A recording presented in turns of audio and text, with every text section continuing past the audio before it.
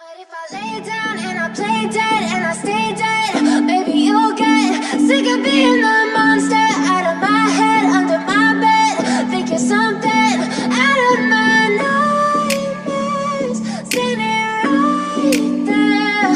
But if I lay down and I play dead and I stay dead, then will you get bored of killing me? Silhouettes of you are like a taunt. Never really know just what you want. With you I don't ever feel calm. I can feel the sweat inside my palms. Play with me like cats and a string. You don't understand the pain it brings. You don't ever wanna give me wings. You don't ever wanna set me free. You know I'm addicted to you, and it's twisted, you've been gifted with the evil voodoo. Got me coming back for more, even when I've been screwed. Dolls full of pins, pierce my heart straight through. I got issues in my head, I like you in my bed, but you keep me on red. Oh, everything is like a test, I better not text or I'll come off desperate. But if I lay down and I play. So I'm back here at the Declaration House where Jefferson wrote the Declaration of Independence, here on the corner of 7th and Market. This is a replica. Last time I was here to show you this, I didn't know that you can go to the side of the building, and I'm going to take you to the side now and show you. I didn't know this was a replica. I didn't know. Declaration House, entered through Garden Gate. So I go around here to the side. On this site stood the house where Thomas Jefferson wrote the Declaration of Independence. So right here, it says this site, away from the noise and the bustle of the city, provided Thomas Jefferson with living and working space while attending the sessions of the Constitutional Congress in 1776. Here he drafted the Declaration of Independence. Then over here it says, the Grates family owned the building through much of the 1800s. They made many modifications to the original home in 1883. The building was torn down. And then over here, other owners later held title on the property, including the Penn National Bank. Noted architect Frank Furness designed the Granite Bank building. Okay, it was a building named, a bank named at the Penn National Bank, named after, I believe, William Penn. Yeah, William Penn. I wonder why it wasn't named after Jefferson. Huh. I don't know why the architect didn't make it the Jefferson National Bank. I don't know why he named it the Penn National Bank. Anyway, and then a popular lunch spot stood on this busy intersection in 1940s. And then here's the one that got me. The National Park Service reconstructed the home to its 1776 appearance for the bicentennial. The bicentennial was 200 years after the 1770, so it was built in 1976. A duplicate of the original. But this still got me over here. The architect named it Penn instead of Jefferson at the bank, and I don't get that. But anyway, here it is. There's the back door. There's the back door. I'm down here. This is the corner of 7th and Market, Dunkin' Donuts across the street. I'm gonna, since I'm down here, I'm gonna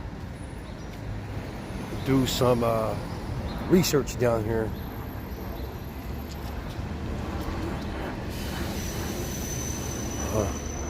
There's the, yeah, I never knew that. I thought that was the original. I never knew that they rebuilt it in 1776. Didn't know that. I didn't know, I'm sorry, 1976. I didn't know they rebuilt it in 1976. So, anyway, here's the original right here. It looks a lot like it. Right here, you can see the top matches the duplicate. And even the windows match. So let's go take a walk down by the Liberty Bell. So now we're 1 block south of the Jefferson House. We're here at 6th and Market. And I talked about this before, but I want to refresh your memory in case this is the first time you're watching my channel on this historical Philadelphia videos that I've been making. But this building here, you see here, you can see that it's a skeleton. You can see that it's a skeleton of a building. Well, this building here was the first White House. And history tells it that George Washington, the first president of the United States, did not live at the White House in DC because it wasn't built yet. It was built for the second president of the United States, which was John Adams. So the first White House was here on the corner of 6th and Market in Philadelphia. And this is a skeleton of it. So George Washington lived here on the corner of 6th and Market when he was president of the United States.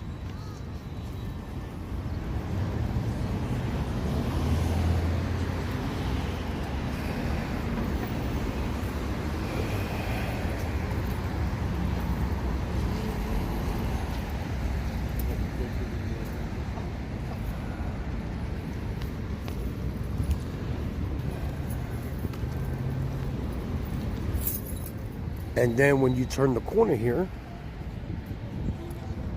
you can see Independence Hall straight ahead. The back of the $100 bill. That's where they signed the Declaration of Independence, right there. So Jefferson, all I had to do is walk 1 block from 7th and Market to 6th and Market. So actually he took this route right here. He took this route. Back then, you know, it was horses. There was no cars. No roads. This was all dirt road, trees, chestnut trees, Walnut Street. That's why that next block is called Chestnut Street, and the one after that is called Walnut Street, because the streets were full with chestnuts and walnut and trees and stuff like that. Well, 1 block west that way is 7th and Market, and that's where Jefferson walked 1 block through here to Independence Hall, laid out the Declaration of Independence, and had his signers sign it.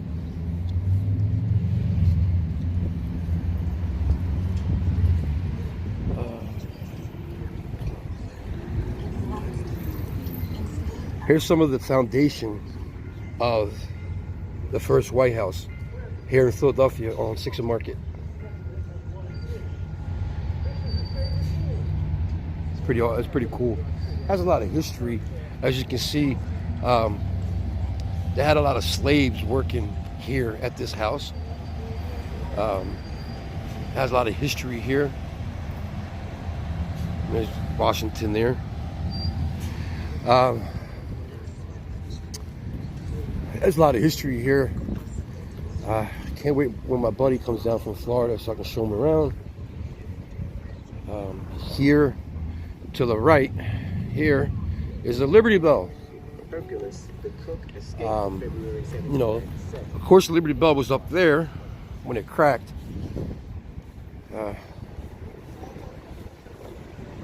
I'll show you the Liberty Bell, the original Liberty Bell. I'll show it to you.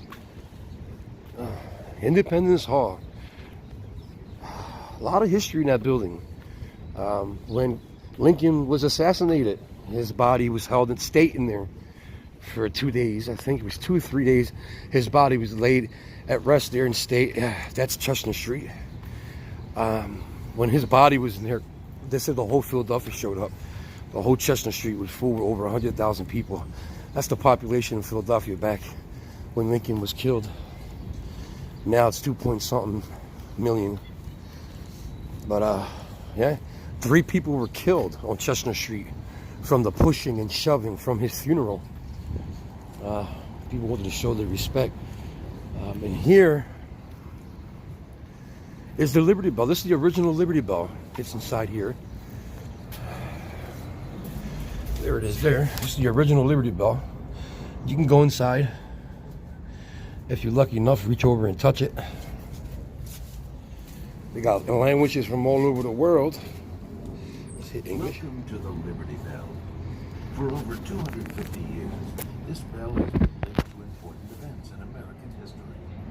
but increasingly it has become a symbol without national boundaries. The inscription on the bell is in English, but its words touch lives all around the world. The Liberty Bell was cast in London, England in 1751. The bell first cracked soon after it arrived in Philadelphia. It was made in England in 1751. It was a gift to the Americans from England. 1751. A lot of history was here. Like I believe Kennedy made his speech right here. Kennedy, who else? Martin Luther King made his speech at them steps right there.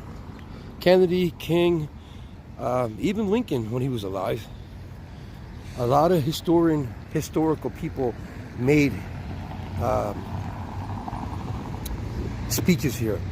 If you remember, if you watched the movie Shooter with Mark Wahlberg, the prime minister that got assassinated in that movie was standing here making a speech, and they had to make a shot over a mile long to assassinate him, and the shot came from that way in Kensington. If you watch the movie Shooter, when they were chasing Mark Wahlberg, you can see the L, the train, the L, that's in Kensington. The shot came from that way. Kensington is that way. So the shot came from that way over a mile. The shot was over a mile, and it hit the prime minister right here and killed him. That's in the movie. Watch the movie. Also, National Treasure. They were up there fighting for the Declaration of Independence. They ran across this roof right here. And that building over there, one of these bricks is where they pulled the brick out of the wall and found Benjamin Franklin's bifocals hidden inside. One of the clues for the movie, I think it was his glasses. They were red and blue. It was behind one of them bricks over there. He ran across the room. The sun, the shadow from the thing up top there shadowed down to the brick, and the shadow was pointing to one brick. And when he pulled the brick out, Benjamin Franklin's glasses were in there, and it gave them, with the glasses, they can see a hidden message in the back of the Declaration of Independence. If you saw the movie, you know exactly what I'm talking about. But a lot of history here, guys. A lot of history here. We're going to walk around the back of the Declaration of Independence. We're going to walk around the back of it. I'm going to cross here. And like I said, this is Chestnut. And this whole block was full with 100,000 people back when Kennedy's body came here to lay at state. This is Chestnut Street right here. The whole Philadelphia came to show their respect. Like they were saying, about 3 people were killed in the mayhem, you know, from the pushing and shoving and all that stuff.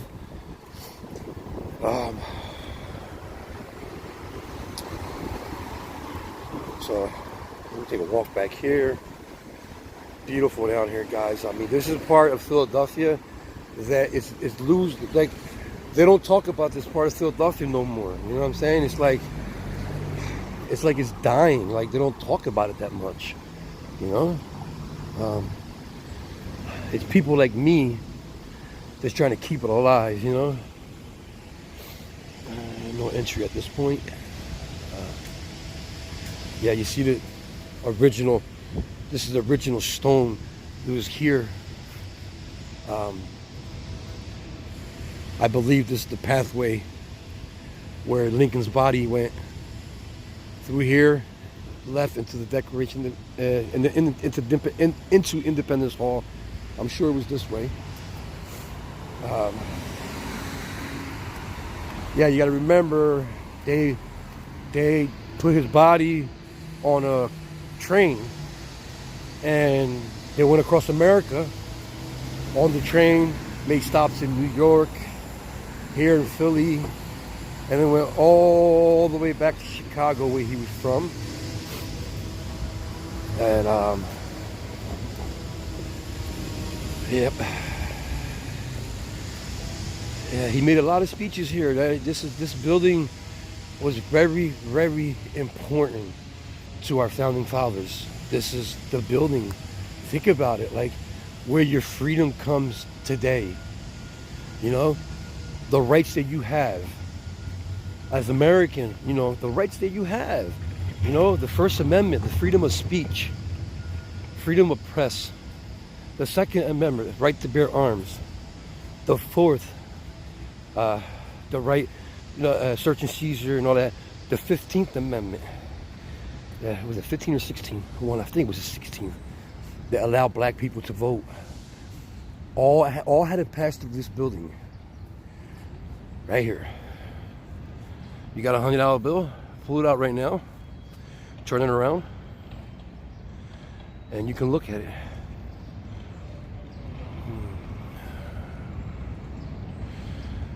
A lot of history here, guys. A lot of history.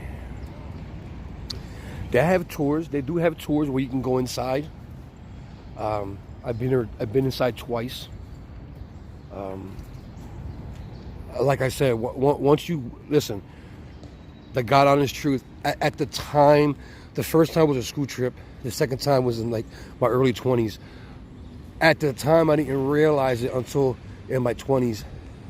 It was the same smell when I took a third class trip here. It was the same exact smell. And then in my 20s, I realized what that smell was.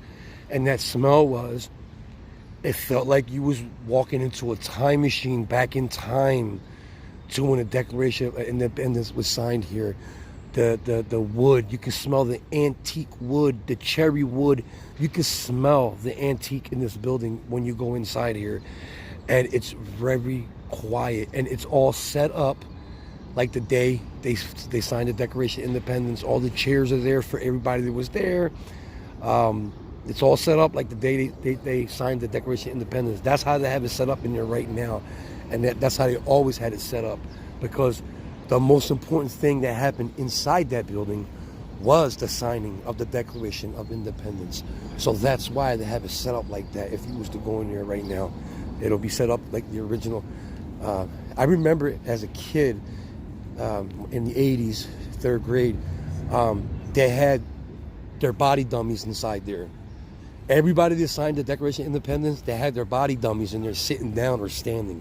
I remember that as a kid. And when in my 20s, the second time I went there, them dummies weren't there no more. They took them all out. So the only thing in there right now is empty chairs, empty seats, original chairs, original seats where everybody sat. You can read the sign. It says that this is the original seats. They're not duplicates. They're not so just imagine how much them chairs are worth. That building is priceless, man. I'm telling you. So if you keep walking straight out of this park, Independence Hall is right there behind me. If you keep walking straight and you hit, remember back there is Chestnut Street. This is Walnut Street. Remember, back then these streets were full. This street here was full with walnut trees. That's why it's called Walnut Street. Chestnut had chestnut trees. So that's why these two blocks are named Walnut and Chestnut. So here in the corner of 6th and Walnut, you have this historical park across the street. Every time I go to this park, I get the chills. I get the chills every time I come in here. You're about to see why.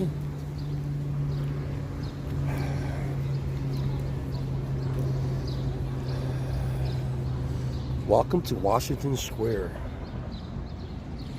I want to take you over to here.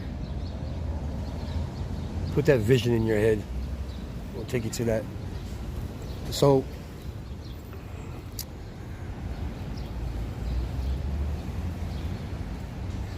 if you want to, if there's one place in the whole United States, if there's one park in this whole country that you want to walk in, and you want to feel history, you want to feel something special, this is the park right here. This whole park right here, all around this park, there's thousands of unmarked graves. of fallen soldiers of Washington's army. A lot of them were African American. You know, back then they didn't have names. They had numbers. Just imagine how black people were treated back in the George Washington time, George Washington era. Imagine that. Okay? They were treated so poorly, but they still sacrificed their life to give you and me liberty. Give us freedom. Think about that for a second. Let that sink in. Okay? You're not treated like a modern citizen. You're treated like basically like a slave. You work for food. You don't like your living condition, but you have to fight to give other people freedom, to give other people that right to go to work and get paid. Let that sink in, and you lose your life over it. That's why I get goosebumps every time I come here. This is called the eternal flame. Never dies out. Freedom is a light for which many men have died in darkness. In unknown graves within this square lie thousands of unknown soldiers of Washington's army who died of wounds and sickness during the Revolutionary War. The independence and liberty you poses are the work of joint councils and joint efforts of common dangers, suffering, and success. Washington's farewell address, September 17, 1796.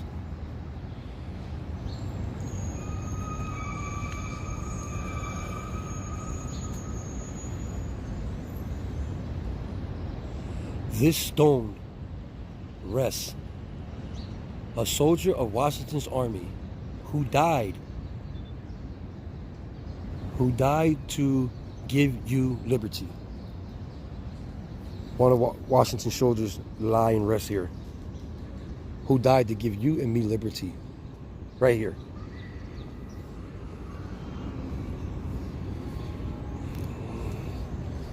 The eternal flame, dedicated in 1976 by Constitutional Bank in memory of those who fought and gave their lives so that we might celebrate our 200th anniversary as a free people.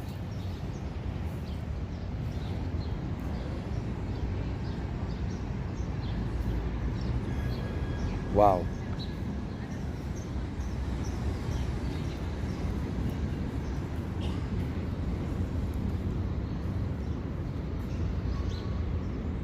Through your success, the Constitution lives. We the people, 1787 to 1987.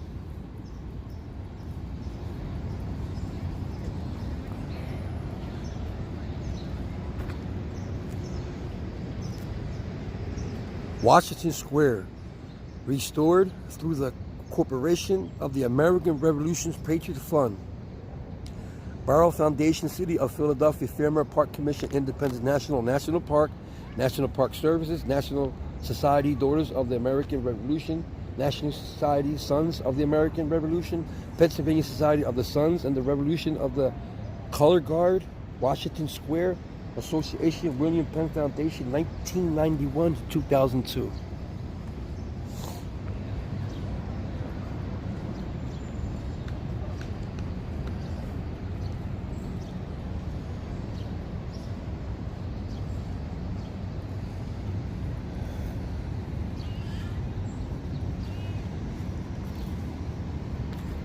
Thousands and thousands of unknown names of unknown soldiers that died in Washington's war, the Revolutionary War, to give us freedom.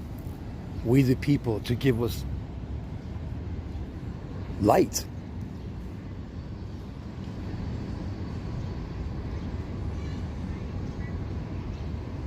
I feel like a different person every time I come here. I just can't explain the feeling.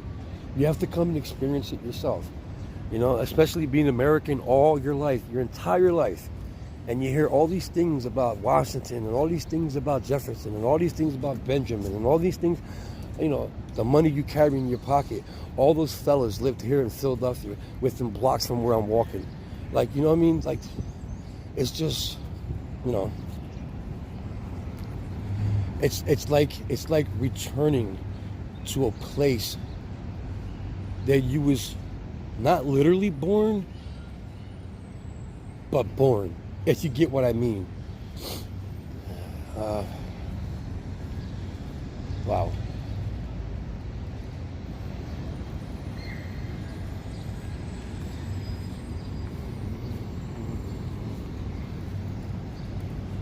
A lot of history here to read. Linked in memory.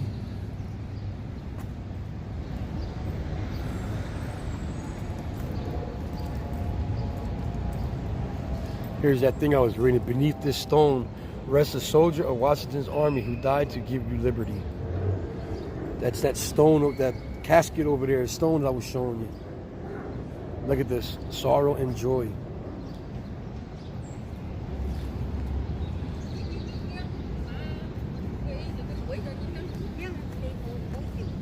Yeah, you can, if you want to read it, you can pause it and read it.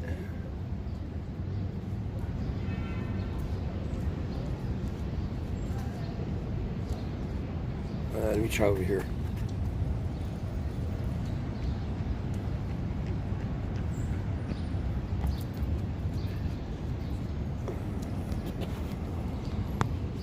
There's another one. And you can pause it and read it.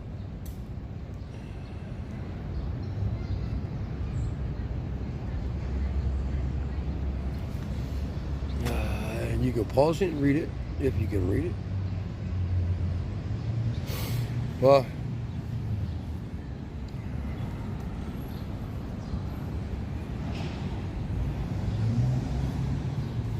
that's just two parts of that. Three parts. Well, four. The house where Jefferson wrote the Declaration of Independence. Then I showed you the first George Washington house. Then I showed you the Liberty Bell, Independence Hall, and then over here, Washington's men, the army, Washington's army. It's amazing to know there's thousands and thousands of people. Look at this. In memory of the many American soldiers who during the war for independence died, prisoners of war in the jails of Philadelphia, and were buried in this ground during the years of 1777, 1778. Wow, man, this I'm getting chills right now. Look, they got some stones over here, as you can see. Yeah. I don't know what these are. It's supposed to be unmarked graves here. That has nothing on it. Doesn't say nothing. Let's see what this says. Maybe somebody stole the plate off of that. That's nice. Yeah. Let's see what this says. A tree is a profound wonder of our creation, and it is amazing how it is able to draw peoples of the world together. St. Bard Catholic Church, 1979. Cool. Cool. I wonder why they put that around that tree right there. That tree is a special symbol for somebody or something. Or they won't put that around there like that. That one don't have it. That little one there. This one does. I don't know. Well, guys, I got one of my subscribers, Rick.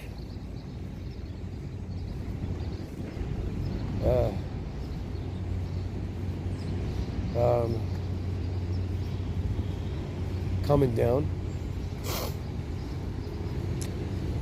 soon to vacation out here, and I'm going to show him around. I will be making a video with that. And I don't know when, but soon. He's going to love it here. Hey, if you just want to come down to Philly, man, you know, hit me up. I'll be glad to show you around.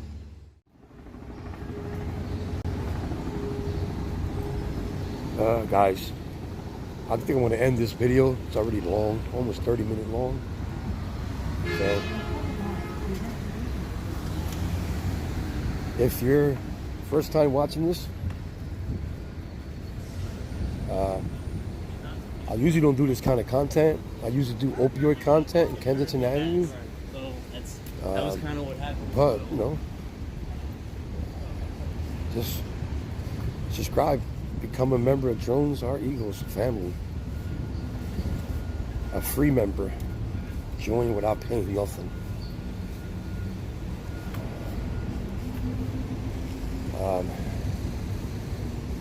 Hit that like button. Hit that subscribe button. Most important, hit that notification bell. So that way you'll be notified every time I upload content. Leave a comment down below if you can. That helps the channel. If you have a question, drop it in the comment section. If you can, leave a tip. And I'll let you all go. Remember, love is the key. Drama free. Take care, guys. Peace out. This is Mike for Drones Are Eagles. But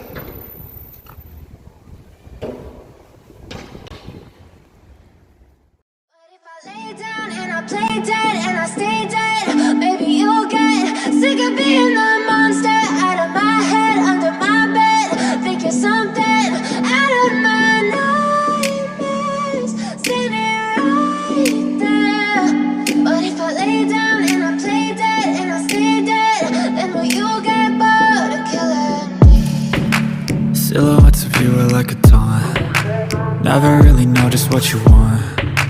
With you I don't ever feel calm. I can feel the sweat inside my palms. Play with me like cats and a string. You don't understand the pain it brings.